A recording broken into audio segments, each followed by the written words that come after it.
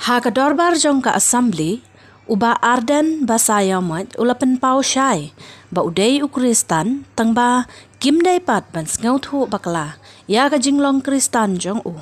Ula keren syai, ba unyada ya kibaduk bat kibat lot bor. Unyada ya ka yeng ka sem ka jong u, bat ya ka rihi barok away.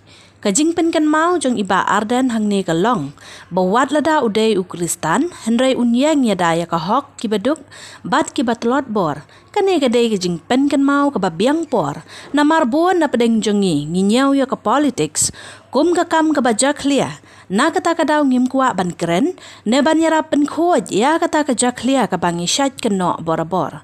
Ngisyu ngam bat pejkai, ya ki babun ki isu, ki bakta ya ka jaj ben riu, bat ki bakta, ya ka imlang ka salang. Ngimpat ju perkat hiru ban say, ya ki beriu ki babaha, na ki kenhun niam, ne na kita ki kenhun balang jongi, ki bala ban yarab ban pen khoj, bat ban pen bej ya ka jing kedor, ha ki kam sensyar kadar, ha gari jongi.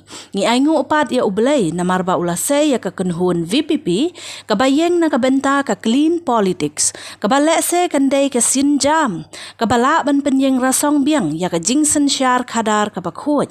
Ngiduwai bat ngikermen baka nega seng VPP, kan bat skem halor ka nong rim baka yeng. Bat ngikermen ru, baki wei ki parti kin bud, ya ka nuksa ka babaha ka baka nega parti thamai kalapen i. Pila ban sengam hi, ya ka ega ba iba arden ikren, hapo ka ying dorbar tauan, lada pis ngautu ya ka ketien English. I am a Christian, but make no mistake.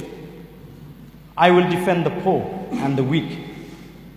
I will defend freedom. I will sacrifice so that others may live. I will defend my family, which also includes my community and the people of the state to the death. I love peace, but I am a fierce enemy. I live with my own code. I live with honor.